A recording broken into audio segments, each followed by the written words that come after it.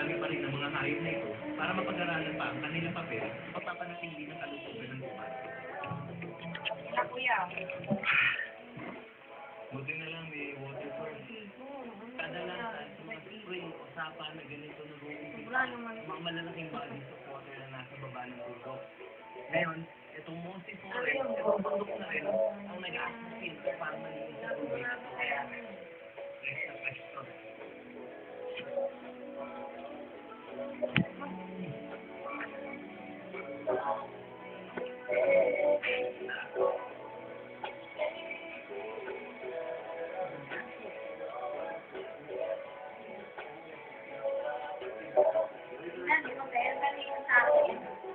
Hindi nga. Patalim. Kuya, oh. Ganda ng mga view.